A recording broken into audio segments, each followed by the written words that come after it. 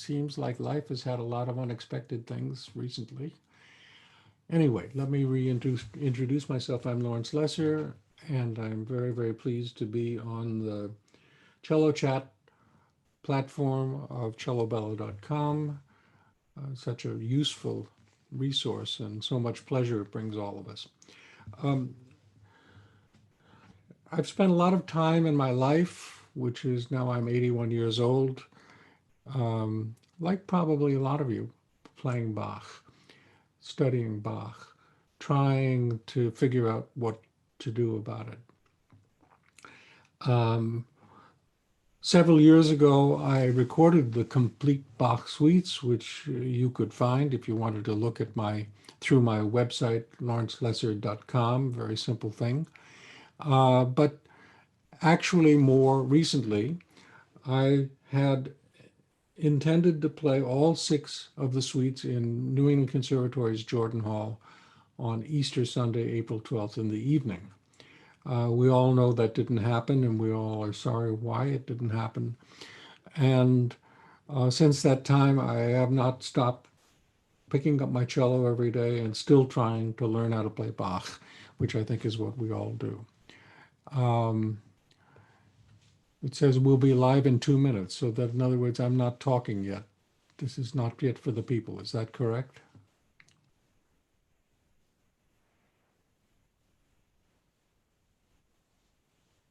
I'm confused, Will. I don't know. Oh, we are live. Okay, so we had a little misunderstanding there. So everybody, if I sound crazy, it's because I am. That's just the way it is. Okay, so anyway, it was my intention to play all the Bach at the great Jordan Hall of New England Conservatory 2 weeks ago. That didn't happen because of the virus and everything we're going through. And so I'm pleased that this is happening because it gives me a chance to relate to Bach, not with my cello today. I don't have it in this room in my nice little office at home, but to talk a little bit about something that has been of great interest to me increasingly in recent years. It has to do with the source material that we deal with. And I want to just start today by taking you through a little bit about what that source material is. And I have some facsimiles that you're going to see on your screen to set all of that out. And then there are some issues that come up that I think are really fascinating. So let's start with the title page of the manuscript in Bach's own handwriting of the violin sonatas and partitas. Can we look at that now? I'm waiting. That's not the one. Okay, here we go. Okay, this is the one. Now, I'm just going to take you to this page and then we're going to look at some other things. It says in Italian, 6 solos, violin without bass accompaniment. That means there was not a harpsichord playing. And then something very interesting. It says Libro Primo, first book. And then down in the corner, we can enlarge that. You can see where it says Johann Sebastian Bach, J-O-H period, S-E-B period, Bach, Anno Domini, year of the Lord, 1720. So this manuscript he wrote out in 1720. We can go back to look at the full page now again.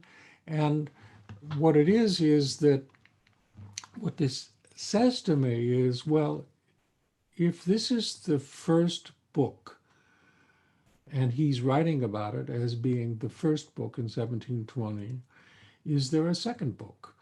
So now we're going to look at a completely different document that it's pretty hard to make out because of all the ink stain on it of the photo. But in the lower right corner, it says, écrite par Madame Bachin, son épouse, so which translates as written by Mrs. Bach, his spouse, his wife. Okay, now let's go back up and see what it says. So you can't see it very well at the top there, but it says pars, P-A-R-S, part, and then the number one. It's hidden underneath all of that messy ink. And then underneath it says violino solo per senza basso composé par Jean-Sebastian Bach. Okay, then underneath it, it says pars, part two. Violoncello solo senza basso composed by J.S. Bach. Maître de chapelle, okay, in Leipzig. Okay, now we need just a little bit of history here. Bach was born in 1685. He came from a long family of musicians. He had some early jobs. A very important early job from around 1712 or 13 was in Weimar. And what people tell me is that in Weimar there was another very good violinist, and Bach played the violin as well as the organ, keyboards. Bach got interested in seeing what he could write for solo violin. And so it's presumably starting around that time and carrying on when he moved to his next job about 3 or 4 years later in a place called Anhalt-Köthen, where he worked for a prince who was not particularly interested in religious music. And it is said that from that period of time, roughly 1717 to 1723, in that whole period of time, he was writing music like crazy for like the Brandenburg concertos, for a lot of keyboard pieces, organ pieces, because the prince was not really interested in religious music. And it's in this period that we expect that Bach wrote these two sets of 6 pieces. Now, we've got here a copy made, and the sad fact is that Bach's manuscript of the cello suites is gone, although I've shown you already the title page of the violin ones, and that's just beautiful to look at. How did it happen that she made a copy? I have a fantasy about that. It's kind of cute. I think it's cute. There was no printing press available to them generally at that time. I mean, I think the printed press did exist, but it wasn't cheap or wasn't available. So people would come to him once in a while and said, Bach, you wrote those pieces for solo violin and solo cello. I'd like a copy of it. And he said, well, okay, you have to pay for the copy. And it was whatever he charged was probably a good rate. But he was so busy by that time, after 1723, when he moved to Leipzig and became a head of music, as it says there, Kapellmeister and director for music in Leipzig, it says on the bottom there, that he really had no time. Add to that Anna Magdalena was his second wife, and between his first wife, Barbara, and second wife, Anna Magdalena, he fathered 22 children. Not all of them lived to maturity, but that's a big family. And so I would imagine that Anna Magdalena, who was a singer, she knew about how to write music, how to copy it. I can imagine one day he comes to her and says, Anna, dear, I don't have time, but we've got a good order that's come in to get a copy of the violin and the cello pieces. I'd like you to do it. Now, what does she say? Well, I have a fantasy about that. She says, look, Hans, I think that's maybe what she calls him, Johannes, Hans. They're all the kids, and then you're always doing those collegium things where you're not even the church things, and you have rehearsals, and you expect me to lay out a table of food and wine and beer for the end of the rehearsal. And, after I've put the kids to bed, when am I going to do the copying?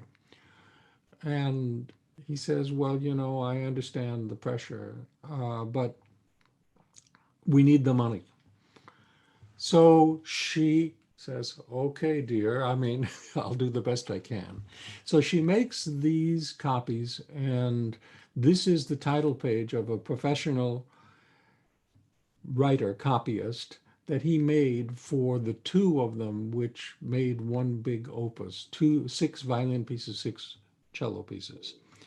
What we'll look at next is the copy, the title page for cello of what she copied in her own handwriting. Let's go to the next one, can we please now? Okay, let's make it a little bigger. Okay, so it says 6 suites for violoncello composed by J.R. Bach, Maître de Capelle. Okay, so that means that this is already in Leipzig, where he moved in 1723 for this big job and where he lived the rest of his life. Now, it happens that this is the copy that we're very grateful for because his original copy is lost. And it was lost a very long time ago, and people have looked and looked and looked, and they can't find it anywhere. I think that Anna Magdalena's copy of both of them is in Berlin, Germany. And I think that we have to, whatever the difficulty is with this, we have to say a big thanks to her, because basically we think that if it wasn't for her, we wouldn't know these pieces at all. That's almost the whole story. According to the musicologists, her copies were from around 1728 to 1730. They look at the paper, they say, oh, this paper was not yet being produced until 1728, so we know it can't be by then. Now we're going to look at another title page. This one is another copy of the 6 suites, and it says 6 sonatas for the viola da basso. I don't know where that name comes from, but I guess the names were all mixed up then. Par Jean-Sebastian Bach. And down at the bottom there, let's make that very big, is the name of the person who made the copy. And his name is Johann Peter Kellner, Kellner. Now, what we know, because of the paper, is that this copy was made by around 1725. So this is the oldest evidence we have of the Bach 6 suites for cello. And you see down at the bottom, it's not printed there, it says source B. Bärenreiter, which is a good publisher, published the Bach cello suites twice. Once was about 50, 60 years ago, when there was a cellist named August Wenzinger who made a so-called modern edition of it, in which he printed, and probably many of you have that, he printed all of the suites, and he tried to put in his solid line slurs, whatever he found in Anna Magdalena. And this is, we're talking now about Bärenreiter, not about the one we're looking at, but we can leave it there for a second. And then dotted lines where it was his suggestion for what you should do about the bowing. A lot of people take that and they play it just the way he wrote it, with the solid lines and the dotted lines, because that was a worthy suggestion at an earlier time when we didn't have much to look at. But several years, not much more recently, Bärenreiter put out a big set, and maybe some of you have that, in which there are 8 bound, let's see, do I have it right? 1, 2, 3, 4, 5, 6, 7 bound things. One of it is Anna Magdalena, that they call source A. One of it is Kellner, that they call source B. And there are 2 more 18th century manuscripts from later in the century. One is called Westphal, because that's a man who owned it, and the other, which is almost identical to it, is not really, we don't know who did it. And then around 1820 something, 1824, the first printed edition of the Bach cello suites was done in Paris. So when you buy the new Bärenreiter packet, it has all it has facsimiles of all five of those: Anna Magdalena, Kellner, the two more, and the first printed edition. In addition to that, it tries to pull all of that together, and it's very useful because you can go a little bit crazy if you're trying to look from one to the other. It's got the music printed out and very carefully shows, this is just notes now, where they differ from one of those five sources to the other. And it does a really fine job of that. Okay, so, and then there is a booklet in my case in English, but I think it's also in German, maybe some other languages, that has a couple of musicologists that are trying to tell the story of the Bach suites and how they came about. Well, what they say, but I don't, because it's conjecture and they can't prove it, is that after Bach made his first manuscript, Kellner in 1725 copied from that one. But that, of course, manuscript's lost. And then they say, well, he actually revised some things, and that's what Anna Magdalena copied from in 1828. But neither of those things, neither the original manuscript nor the so-called fair copy that he made that Anna Magdalena is, we don't know what happened to them. We just don't know. And we don't even know whether the fair copy existed. So that started me to thinking, well, maybe we should look a little bit more closely at Kellner, because maybe there's some stuff in there that is different from Anna Magdalena and that would be useful for us to know about. So it took me a little bit of a wind up now to get to that, but I'd like to look at some of those. I've picked out a few choice spots. So we're going to look at now at a page I've put together of a portion of the Prelude of the third Bach suite. Let's go to that one now. Okay. So what we're looking at, I've pasted it together. You see the bar numbers are on the side. At the top, I put in red AMB, Anna Magdalena Bach, and it's the first line of it, just to show you how it's written. Prelude, Suite 3 with 2 T's. And then we go down, and I put some red lines around certain things. But look further down the page where it says JPK, Johann Peter Kellner. Now, let's look at where he says Prelude. Let's blow that up to look at that. Very interesting. Prelude. And what does it say right next to it? No, we're at the top one now. We need to go down lower on the page. Can we go down lower? Yes, right there. No, that's right. So there you see Prelude written.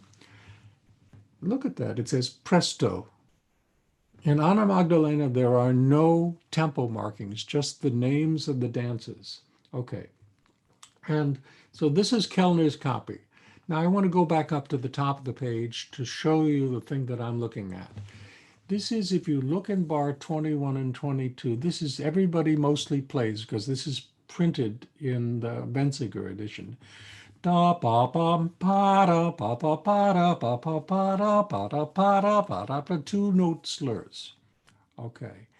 And then kind of in a messy way down at bar 35 at the bottom of it, she goes, ya ta ta ta da da ta da ya ta ta da ya ta ta da ya da ya da da. No consistency, and that's, I think, really the challenge for us. Now I want to go down and look and see what Kellner did. Let's go down, let's make it a little bit so we need to look at that's right, okay. We need to look at bar 21, where you remember Anna Magdalena had dum ba bum ba dum ba ba ba da. Now what does Kellner have? Ya da ta da da da ta da da da ta da dum da da da da da da da dum ba da da dum, and so forth. And then down at the bottom page of that, you can see it down at that just before it goes to yada da da da da da da, yada ta da da da ta da da da ta da da da ta da da da da da da da da da. Okay, so now I'm asking you, which one works better? And I can't tell you what to do, but I can tell you that for me, the three-note slur of Kellner makes more sense musically. And the other one, da, da, da, da, da, da, da, da. It's a good bowing exercise. It's kind of uncomfortable, but everybody's learned how to do it. So that's the first thing I want to look at. And I want to go through this sort of quickly, but I want to show you that there's lots of places where the two manuscripts have interesting difference. Let's go on to the next example, which is, seems to me we got the next example is, what do we have here? Oh yeah, the first,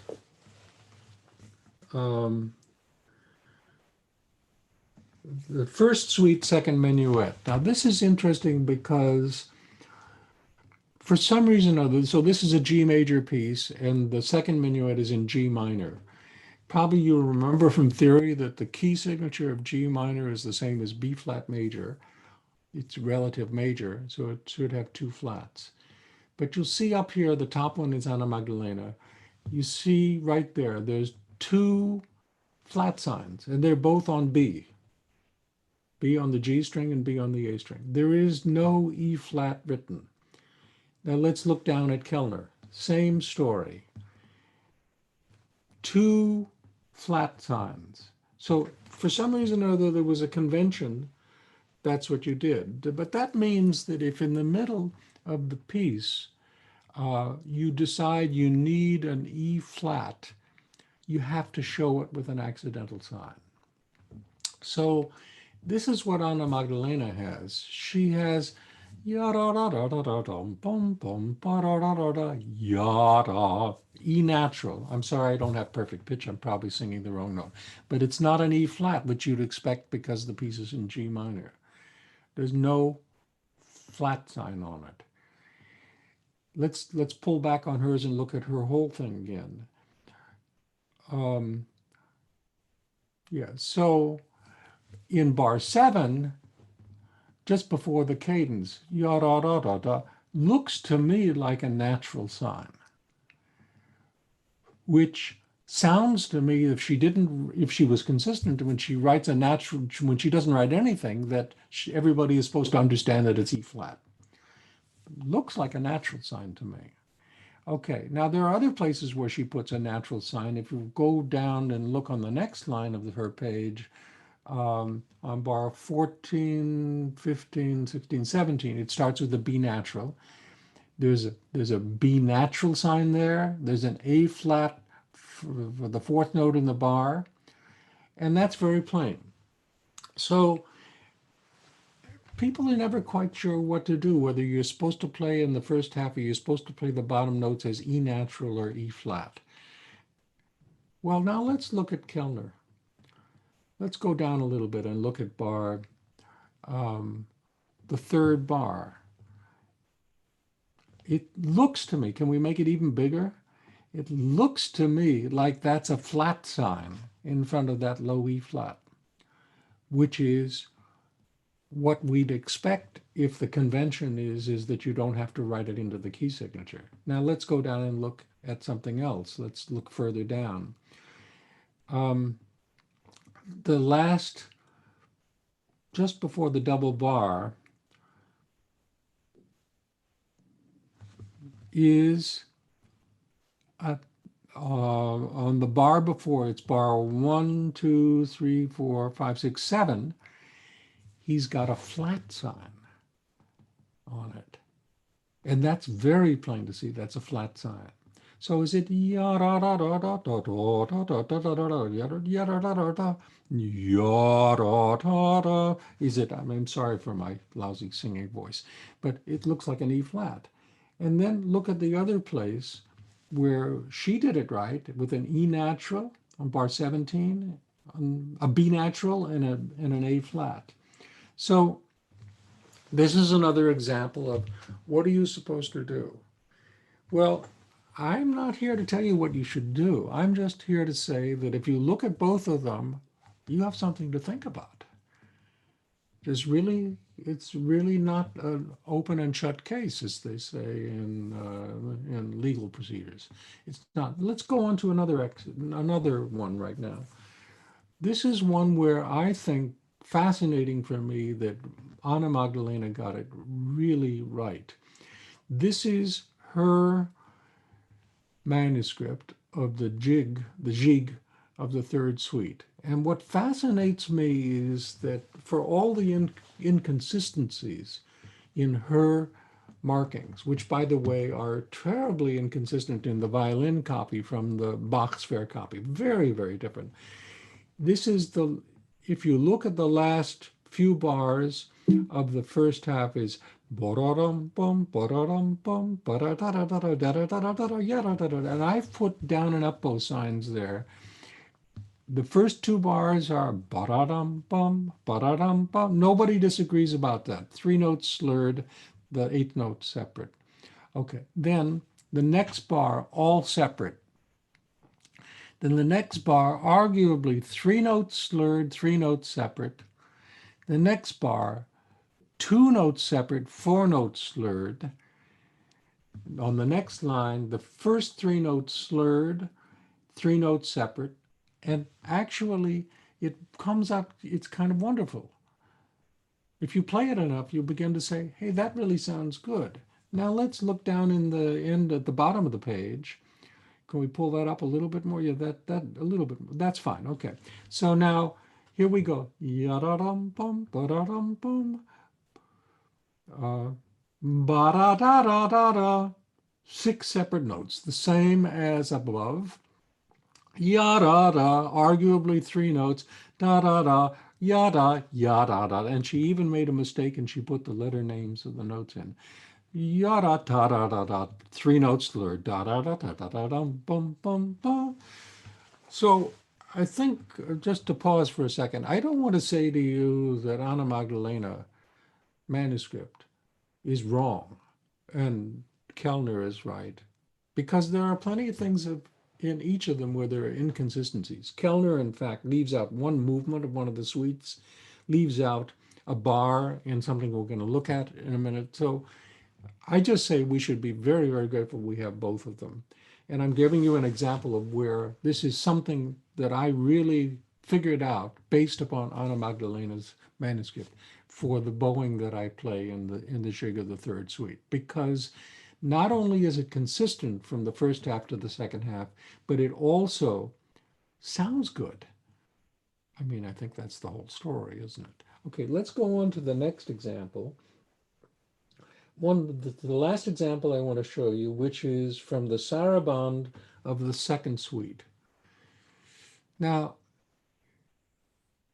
two people I admire enormously. One is Anna Bylsma, no longer with us, but who was a dear friend of mine, and a current very good friend of mine and former student, HaeSun Kim, have looked very carefully at this. And if you look now in Anna Magdalena at bar 22, 23, 24, 25, it is arguably ya da da da ha da, where the first B is a natural and the second B is a flat. I mean, at least two people that I respect a great deal, HaeSun Kim and Anna Bylsma, think the first one is a natural. Let's go down to the next bar of the same one, where the similar thing happens. Where it looks like the second note is pretty clearly C sharp. By the way, 1, 2, 3, 4, 5. He's sort of got 6 staff lines there. He's being lazy about writing it. But anyway, that's a C sharp and then a D above it.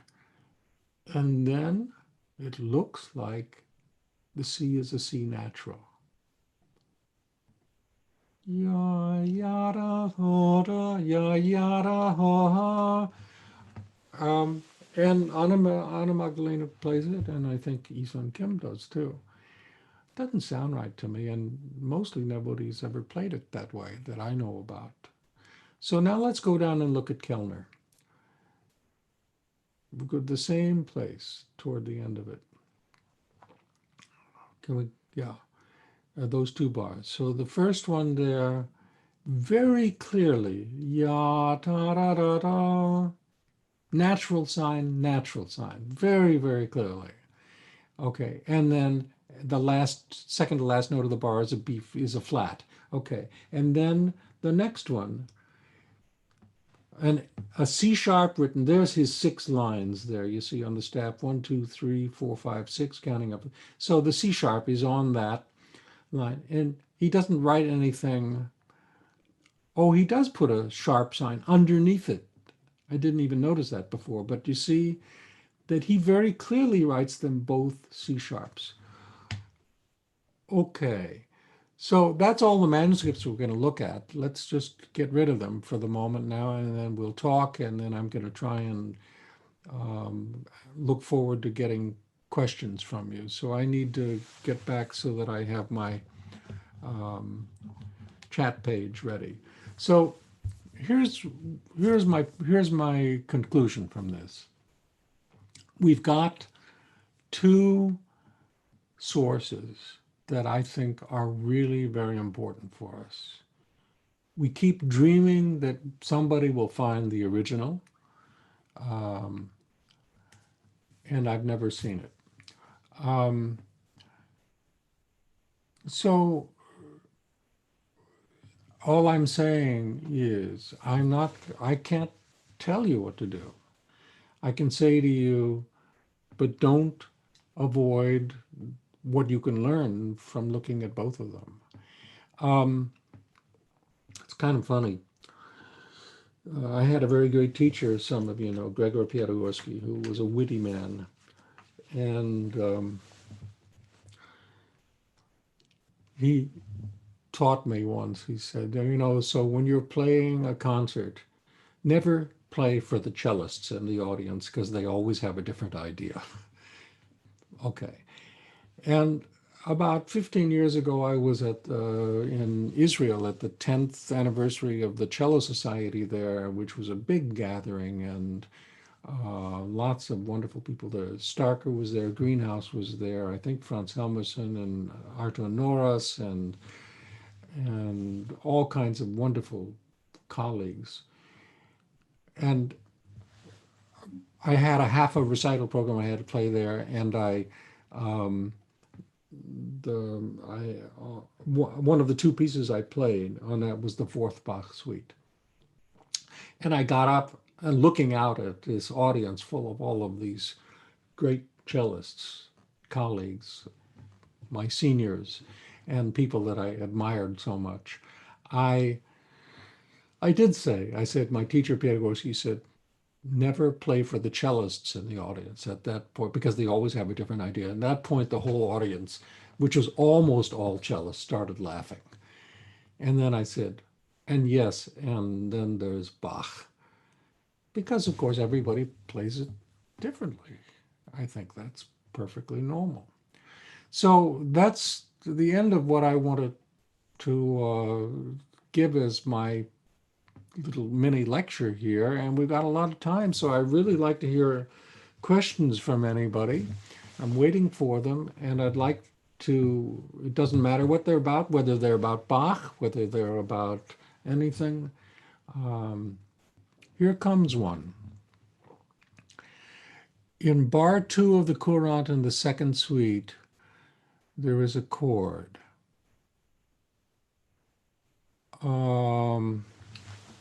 Yeah, I'm going to grab my Anna Magdalena manuscript, if you just look on my table over here, something. So, okay, I've got this nice volume that I've had a number of years, which has all 4 manuscripts in it. It's published actually by a parent writer before they did that fancy one. So we're looking, there's a chord in the 2nd bar of the Courant of the 2nd suite. Okay, so let me find that. And in fact, I can actually hold it up so everybody can see it. Prelude courant. Oh yeah, okay, that one. Let's see, do I have it up now? Yeah, the three notes, right? You can probably all see it. It's a A, G, and a C sharp. Okay, so now let's see what is the question. I've seen it played from the A string to the G string and the opposite direction. What's your opinion?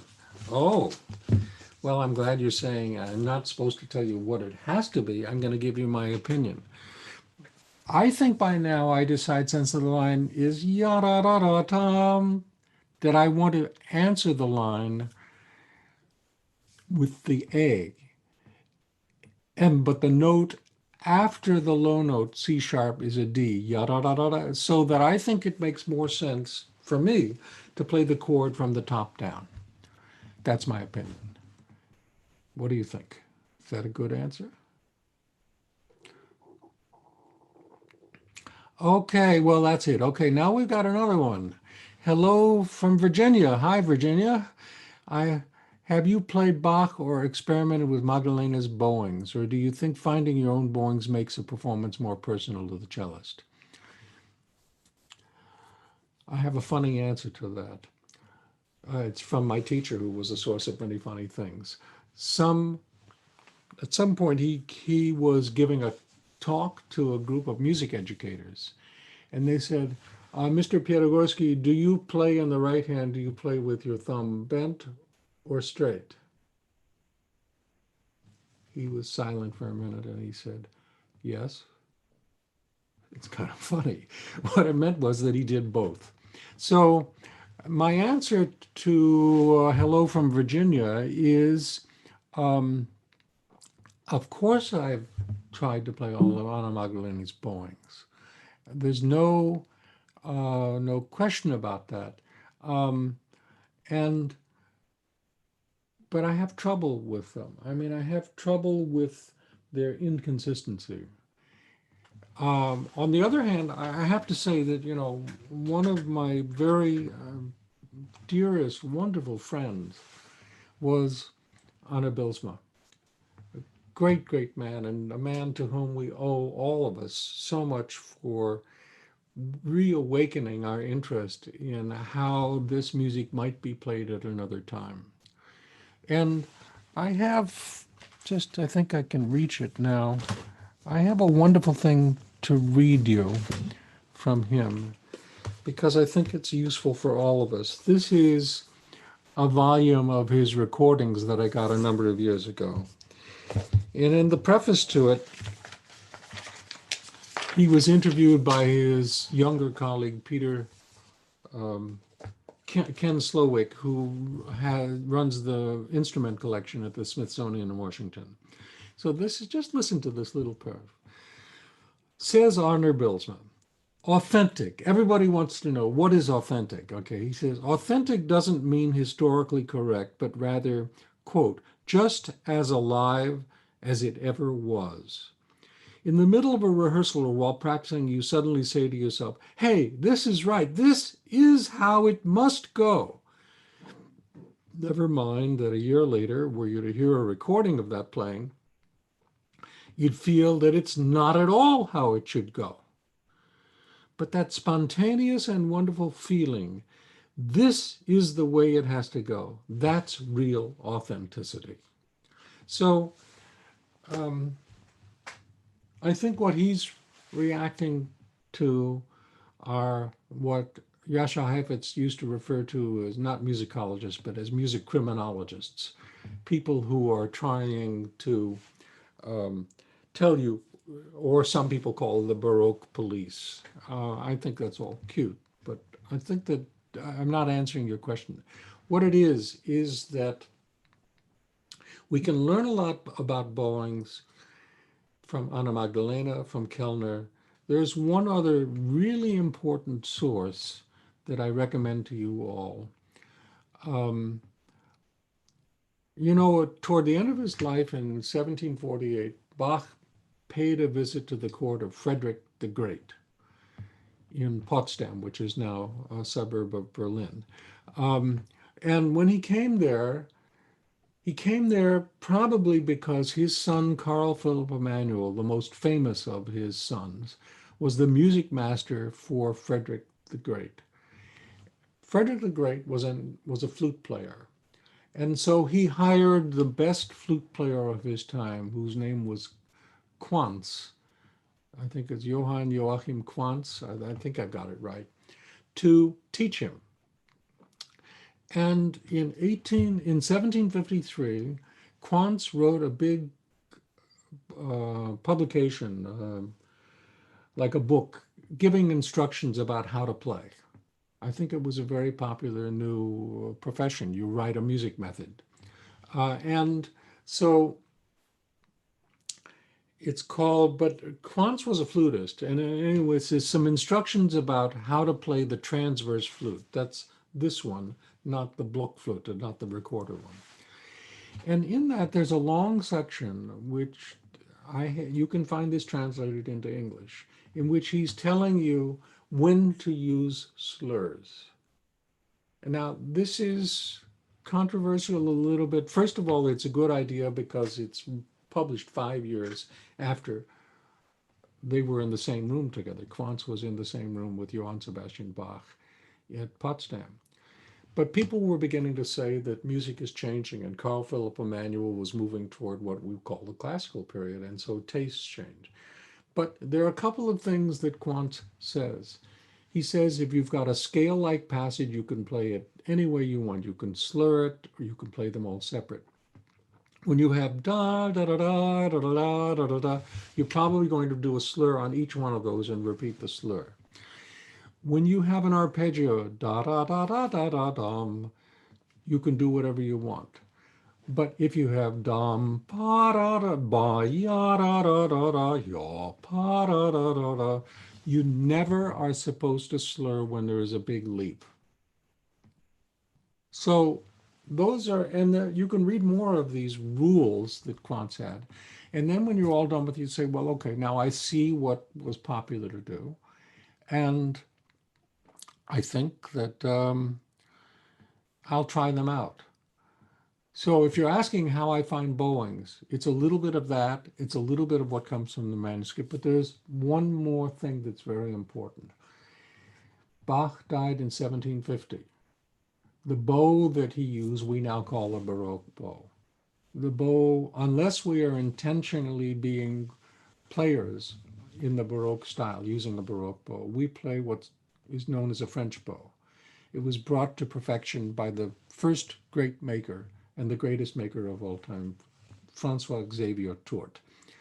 He kind of came upon the shape of it, and you all know what it is because that's what most everybody plays with the frog, with the movable frog and tightening the hair and everything, and a different looking tip, less pointy, around 1790.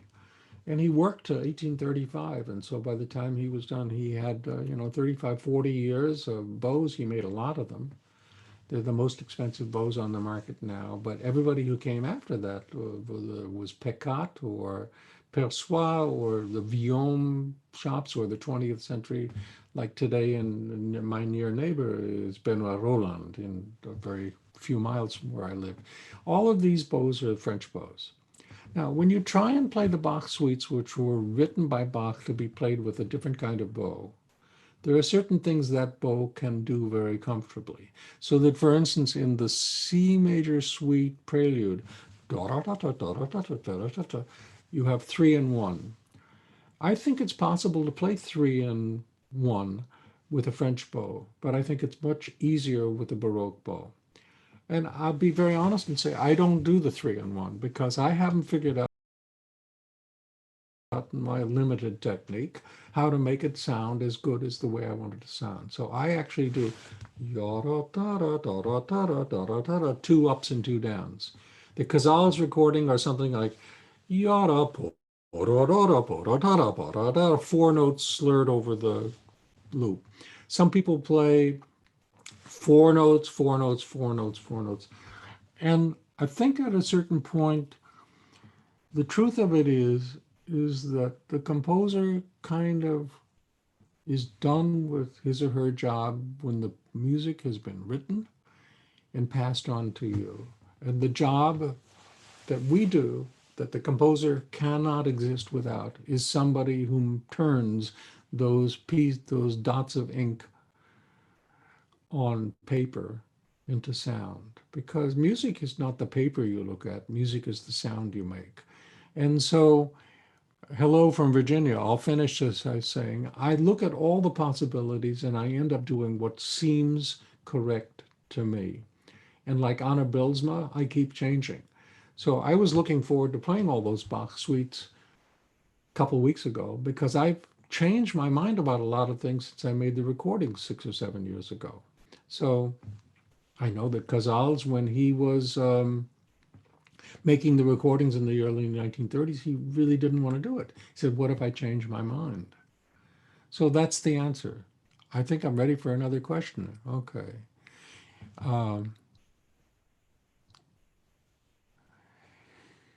Well, it says, greetings from Germany. Is it correct that Johann Sebastian was supported by Anna Magdalena? So great to have you here. It's amazing. Okay, well, thank you. So great to have all of you here. Never heard that. I think it's highly unlikely. I think that what happened was that he had a very good first marriage. He went off on a short trip to somewhere else in Germany. He came back 3 weeks later. His wife had died. There was no email. There was no carrier pigeons or whatever it was. He just didn't know that. So that was, of course, a shock. And there were already, I think, about 12 kids. So somehow or other, life moves on. And in the Prince's musical group in Anhalt-Köthen, there was a young woman who was a soprano, and her name was Anna Magdalena. And they married. So he was the boss of the group, probably earned more money than she did. They moved to Leipzig, and I think that the rest I know is that she was the wife and the mother of the children. So I never heard that before. I'd be interested to know where you heard it. Let's try another question. Do we have another one coming up? Okay. Question from Christian. I own an edition of the suites from Paul Tortelier and another one from Jacqueline Dupré, which was a student of Tortelier. In both of those editions, the style with long slurs and stuff like that is very different from the Bernreiter edition. Over time, how did cellists evolve from one style to another? Can we say that the great cellists of 2020 are more historically informed? Well, there's a difference between being informed and what you choose to do. I mean, even Casals, who in his recording in the 1930s plays the first prelude, 8-note slurs, and lots of slurs. In the 1950s, there is a video of him playing in Prague, where he was living in exile, in the cloister, this church with the cloisters, beautiful, in which he is playing the same thing in his. He doesn't use any of the same bowing, well, some, but it isn't 8 notes. I'm not quite sure what it is. I think it's maybe da da da da da da da da da da. You have to look at it. I can't remember. So I think that well, I think I have something I can say. I think that a good performance is not made only by the bowings you choose. And if you play all of the bowings that somebody says are historically correct, it could be a terrible performance. Could be out of tune, could be bad rhythm, could be all kinds of things. But the bowings are going to satisfy somebody who says, well, these are more authentic. I'm going back to what authentic is according to what Anna Bylsma said. What is authentic is what it seems right. And I guess that's the way I feel about it. I think if I play in the third suite, I know it's not authentic. Both Kellner and Anna Magdalena have 3 and 1. But my responsibility as a player is to play it in a way that I think says what the music is trying to show. And in those several bars of that passage with 3 and 1, there is a moving line on the D string and a moving line on the A string. And by doing 2 up and 2 down, I'd like to think that I am showing how the lines move more than I can with that other bow. So I don't have a simple answer for that. Are we more historically informed? I think we know much more about it, but some people don't care about it at all. So we have more information. I mean, we have the internet, we have all kinds of things. We have Google, we can look up all kinds of things, but are we going to use that information? I don't know. Okay. Wendy Law, hi, my former student. Can you talk more about the lute version? I personally wanted to hear it again. Okay, hey, you asked me. I should pay you for asking that question. This is an interesting story. Um, it happens that we do have a manuscript of the Fifth Suite in Bach's handwriting, but it's not for cello. He took it, and probably the copy he wrote is again from around 1728, 29, when he's solidly a Leipzig musician. Um, and he transcribed it for lute. Now, there's a lot of historical information about speculation about it. So the title page, I didn't print it for you, but it says Pièce pour la lute à Monsieur Schuster. Who was Monsieur Schuster? So I've heard different things about that, but there's a very nice book that maybe some of you have read by Eric Siblin called The Bach Cello Suites. And it came about, it's partly my fault that he wrote that book, because quite a number of years ago, I played all 6 Bach suites in Toronto. He was that time a Montreal music journalist, mostly writing about jazz and popular music. But he happened to see that somebody was playing the Bach cello suites, and he came and he listened to my concerts. I didn't meet him. I've never met him.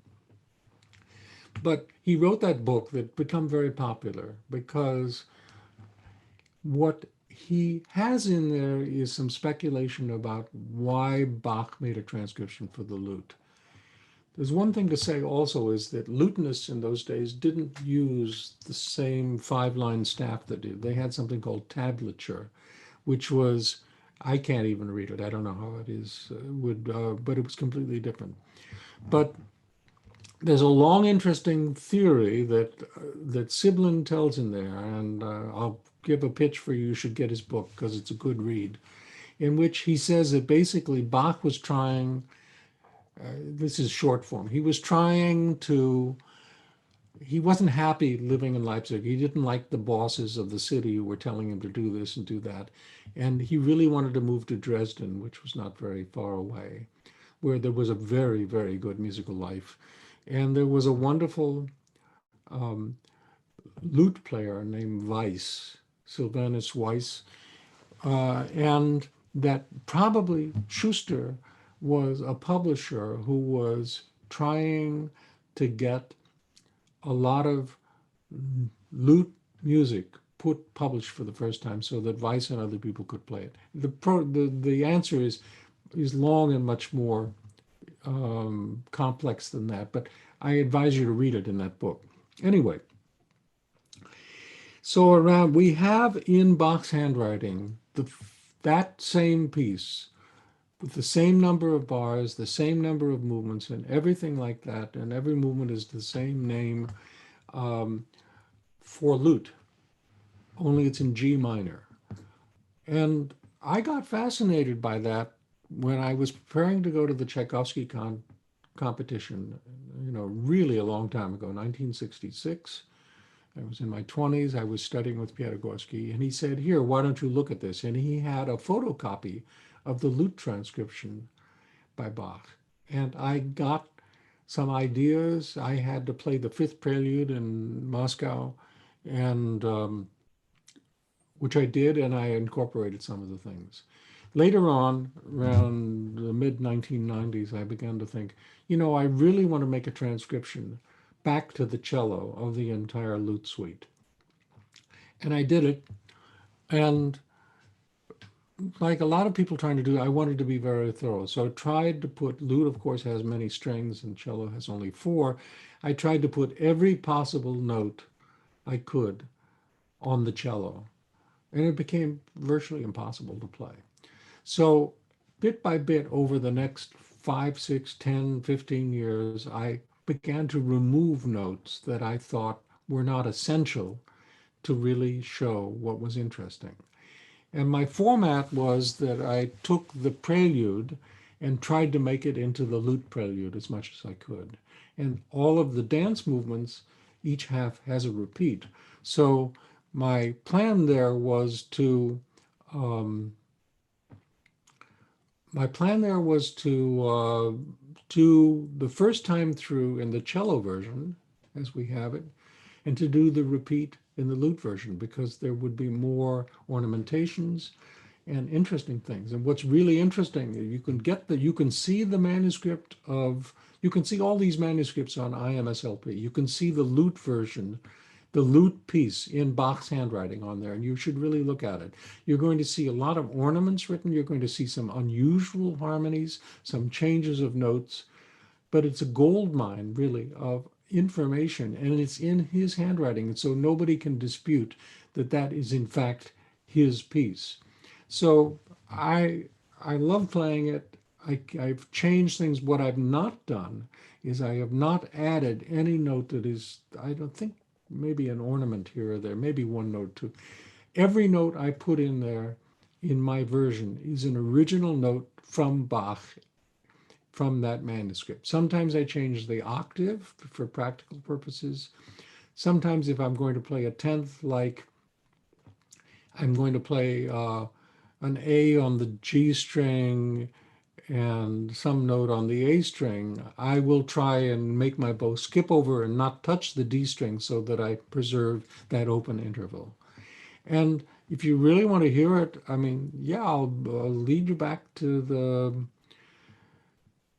to my website, laurencelesser.com, where if you want to listen to me playing it, it's part of my recordings. And if you don't want to hear all of them, you could download for, no, doesn't cost very much. You could listen to the Fifth Suite. Other people have done it. My wonderful former student, Andres Diaz, sent me the other day um, a wonderful performance on lute. I can't remember the name of the lutenist. I actually knew him. I can't remember. It sounds beautiful on lute. Elliot Fisk, the great guitar player, plays all 6 Bach cello suites on the guitar, and that's not so easy. But I think that's the answer, Wendy. Thank you for asking. Um, how are we doing now? Do we have? Am I supposed to scroll down and look at some more? Do we have a new question coming up? A question from David. Thank you for doing this. What are your thoughts on considering the cello suites being written for a viola da spalla? Da spalla, okay. Do you think that would influence the bow choices for Anna Magdalena or perhaps Kellner? Would this affect how would this affect to perform them close to the style? Um, I have seen it played on instruments that are more like this, something with a strap around. Um, Kim Kashkashian, my wonderful colleague, plays them on the viola. A lot of people play them on the viola. I don't think we have a corner on the market for this. I think that the bowings, I don't know how much effect it would have on the bowings. I think that certainly when you play on a smaller instrument, you don't have, things are closer together a little bit, but I don't really have an opinion about that. I'm sorry. Um, okay, so now,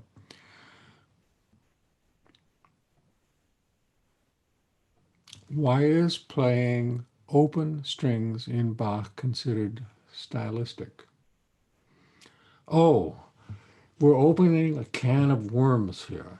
Okay, and I love that question. Um, I started playing when I was 6. I'm sure a lot of you started at an early age. Can you remember your first lessons?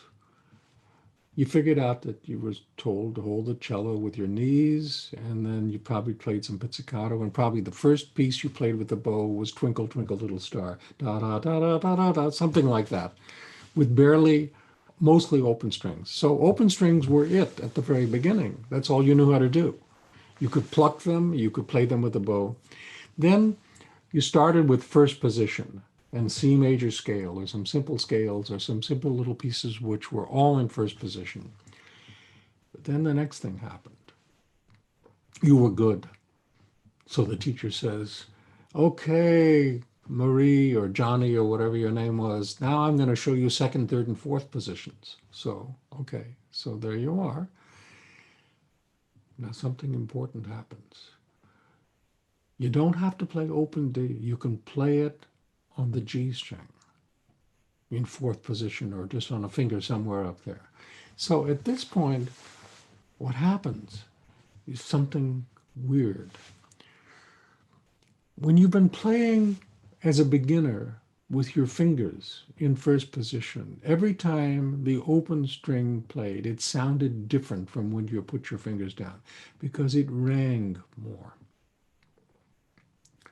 So you suddenly get the idea that you're going to abolish open strings and you're going to play that D on the G string. I'm going to say something not very nice. That way, the tone of every note you play with no open strings is equally bad because you're not pressing the string down very much. Now, I know that an open string, even if you play with perfect left-hand technique, sounds somewhat different, but it's not as different as it was at the beginning. So you begin to go down a road that says open strings are bad. Now, I think if you look at the Bach suites, and if you consider that the sixth suite is written for a five-string instrument, it's very, very rare that Bach leaves the bottom of the instrument, the open string area. He might go up to fourth position as on the A string or something like that, or whatever. So is it stylistic? Yeah, because that's what they did. But I mean, I think that open strings have a bad reputation. I think we should go back and figure out what we can do with our left hand so that they sound more like open strings. They have more resonance than avoiding it altogether. I think that's my answer. We have another question? Okay. Kati wants to know, the six suites are very different. Are there any biographical events in the background regarding the difference in each of these suites? You know, there's such a shortage of biographical information about Bach.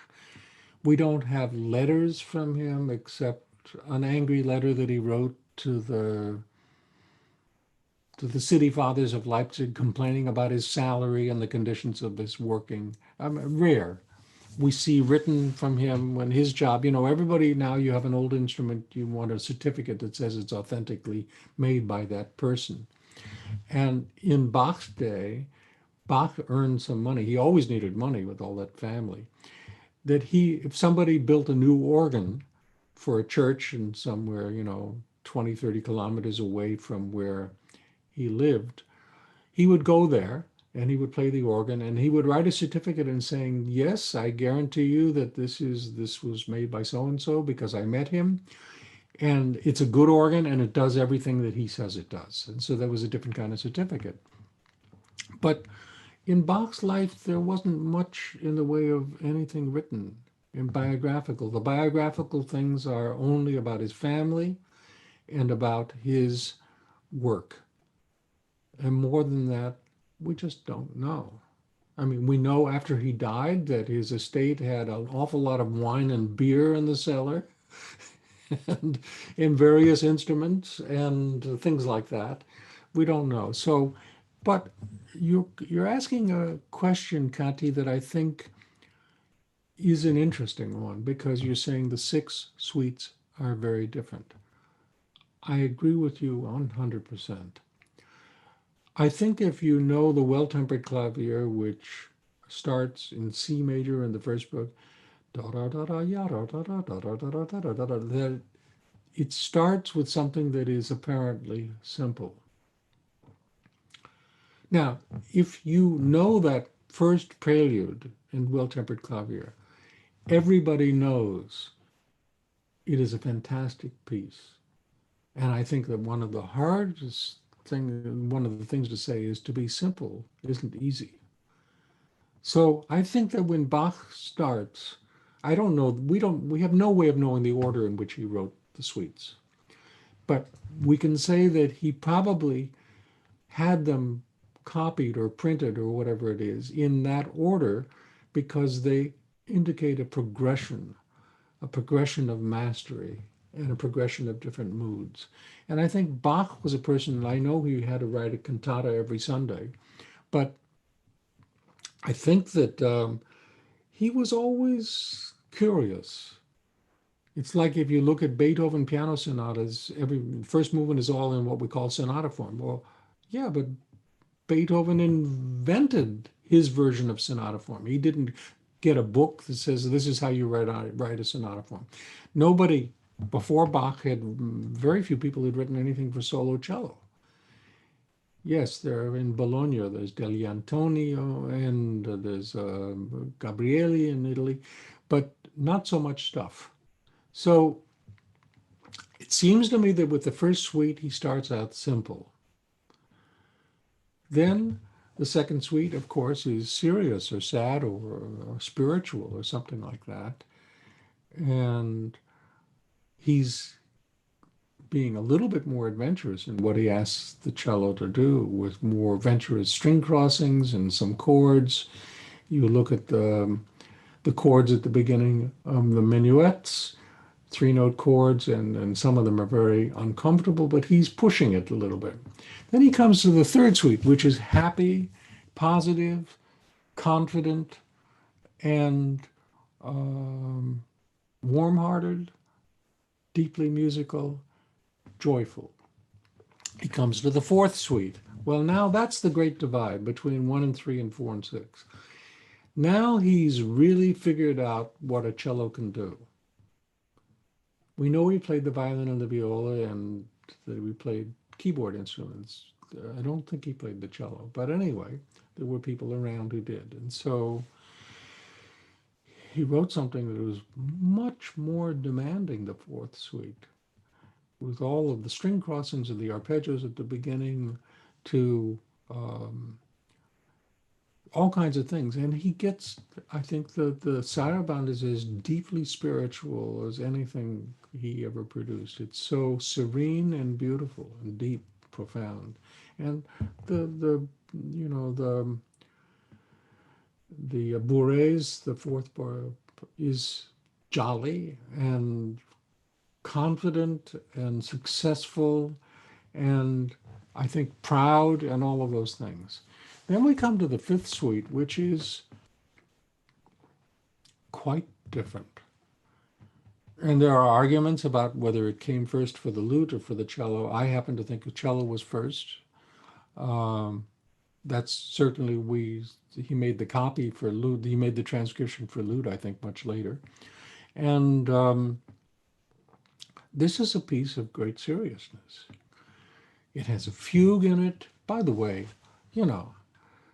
what kind of nerve is that to write a fugue for an instrument that can only play one note at a time? The violin fugues, they do double stops more. We have some, but he's really pushing it, and he does it by putting elements of voices. Da-dum, bum, bum, bum, ba-da-da-da-dum, bum, bum, bum. And so he's already putting voices into the theme itself. So because that's all he has.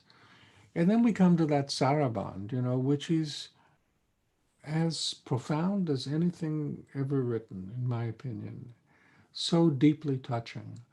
And the fascinating thing about the relationship of the lute version and the cello version is that in the lute version, the Sarabande has a few bass notes added for harmony, but no other changes. It's kind of like he said, this is what I believe. This is the piece that I want it to be. And when you listen to it in the lute version, actually some of those harmony notes are just startling because you didn't think that way. So, and the sixth one for five-string cello, I mean, I think there were instruments like that, whether it was the Dispalo that somebody was talking about played up like that. I can't say for sure, but certainly the sixth suite is whatever young cellist wants to play when they go to a competition to prove that they are terrific instrumentalists. And it's joyful and it's triumphant, and at the same time, the second movement is Allemande, that is not a dance but a spiritual movement, is profound. The Sarabande is profound. The whole thing is very adventurous, and they're all different. So I think, Conti, that's a little bit of a long answer. We've gone over an hour, but I can keep talking if you have some more questions. We do. Michael.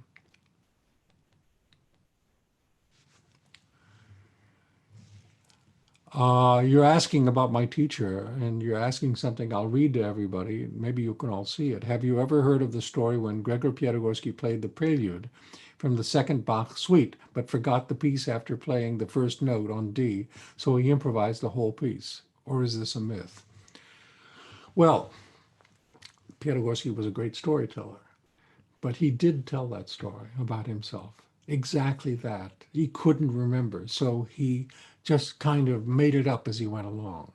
And apparently somebody in the audience afterwards came back with their copy of it, and they said, Mr. Piatigorsky, what edition are you playing from? And I don't know what he said. But yeah, I heard that. I had that. Any more? Okay. I would like to ask about bar 16 in the Prelude of the Fourth Suite. Second note, D natural or D flat. I can tell you my answer, and you should look at Kellner. D natural. It's D natural, and the next bar is D flat. I think Kellner has it that way. I think that there are some simple mistakes that take place in Anna Magdalena.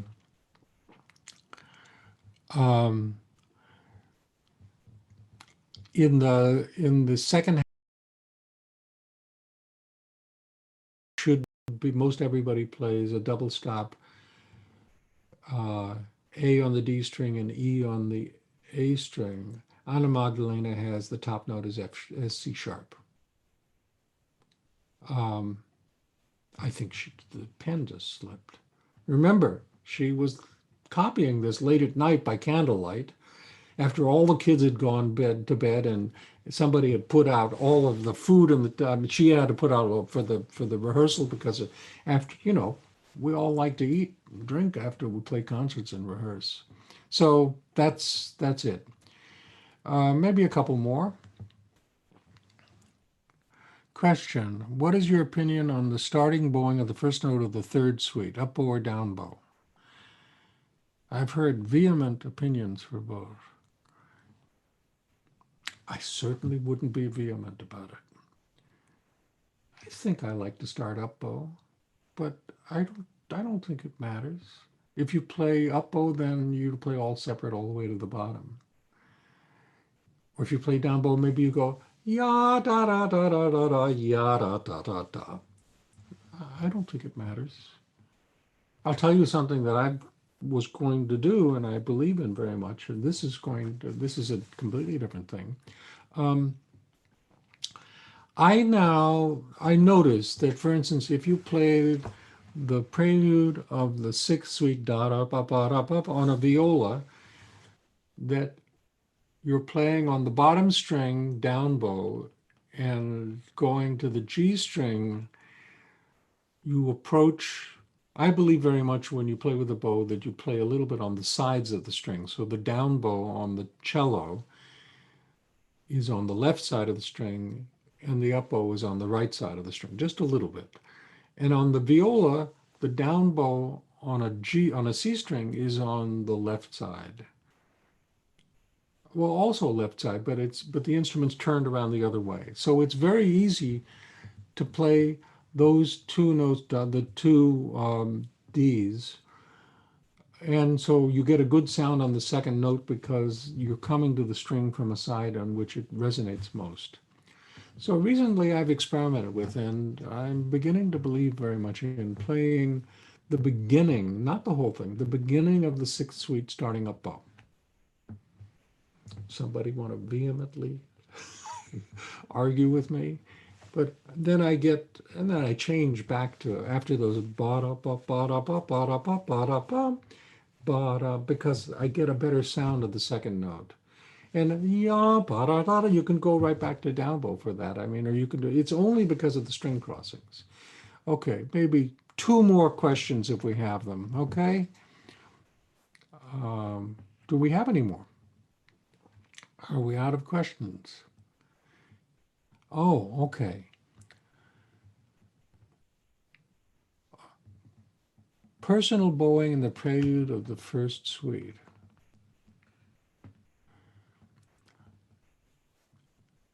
I don't remember what Honor called the secret notes.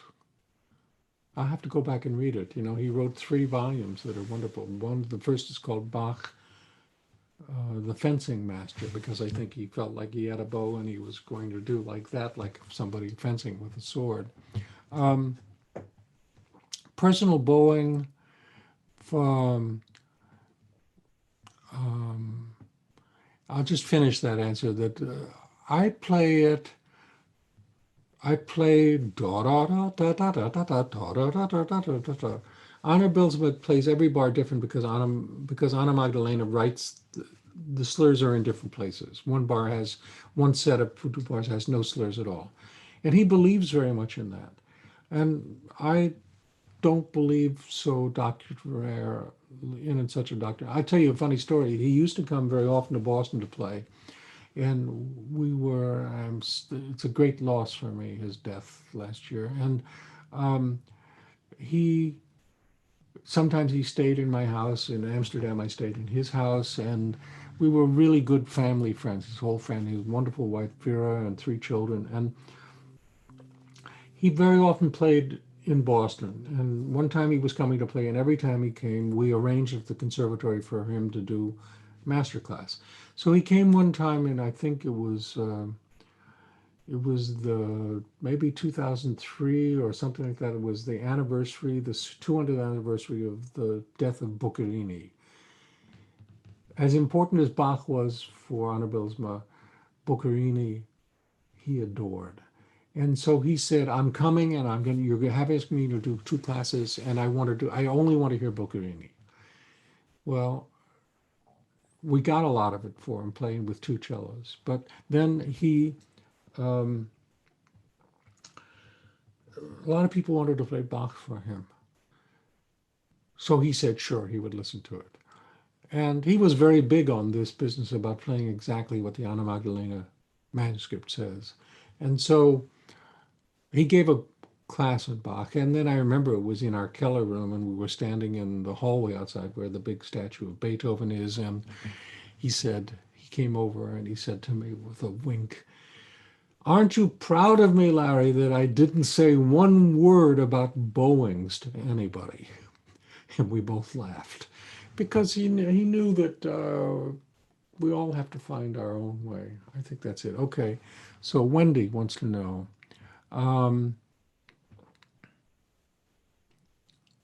why didn't he put them in the cello version? I think basically in the Baroque, people added their own ornaments, and they still do if they're trained in the Baroque. What I think is interesting about the lute version is he put them into the lute version, and what's important there is he shows you what kind of an ornament he wanted where, but equally where he didn't put them as many as sometimes people do. So a lot of times there are no ornaments, and I play the suites pretty much except out of a lot of ornaments. That may be my laziness, or it may be that I couldn't figure out to put an ornament that I thought sounded better than leaving it alone. Okay, and in preparing to perform all 6 suites, did you have a strategy for your practice, how to have continuity, street stamina, memorization, and so on? Well, I have to tell you that I'm a feeble-minded old man, and for a long time now, I no longer play anything by memory. So I'm used to using music for the Bach suites, but I have another reason for it. I mean, many of you are churchgoers.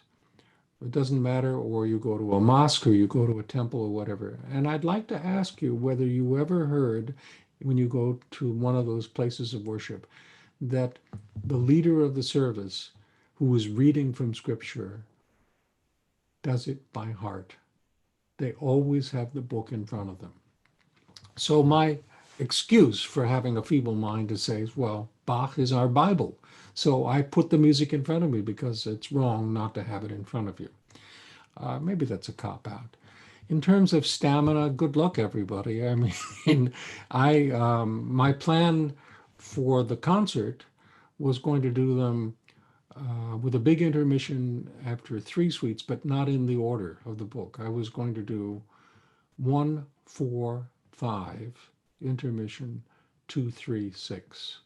So starting with 1, 2, ending with 5 and 6, and switching the others so that the 2 programs were about of equal length. And I put 5th at the end of the first half because I would take a 10-minute, 5 or 10-minute short intermission before, so I could tune down to the scordatura and it could settle.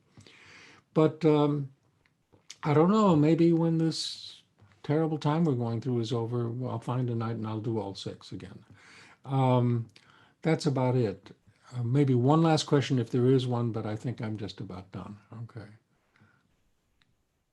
You came when I played all 6 Bach suites.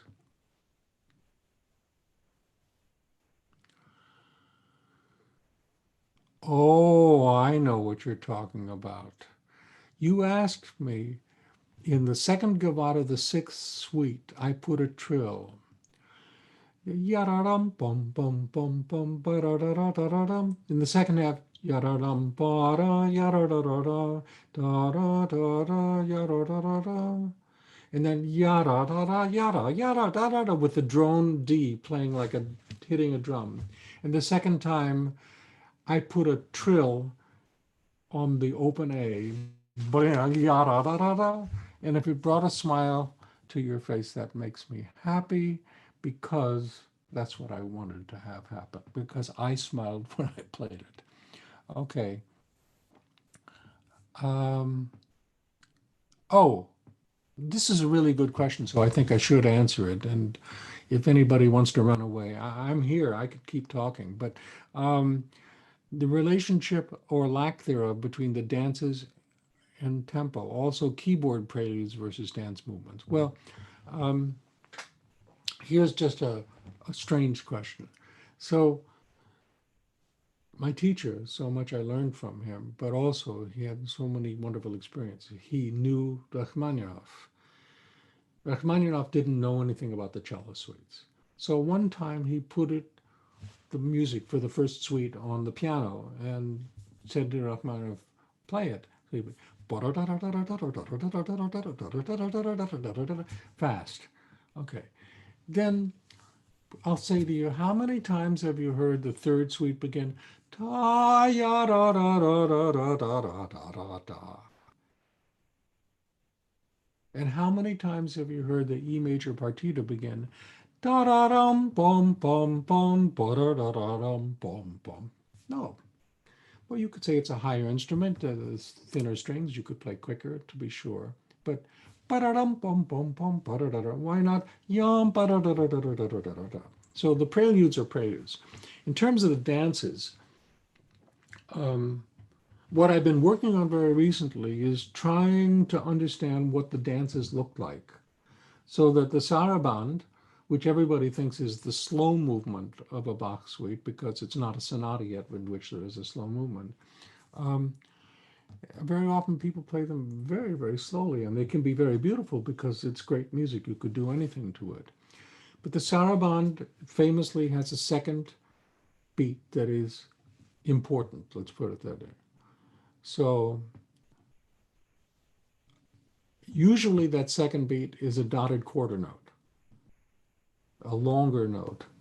Well, I happened to do a little research about this, and I found out that when you dance to Sarabande, your first foot went forward on the first beat, and on the second beat, as your foot went forward and put it down, also went, you bent your knee. And the knee came back up on the third beat.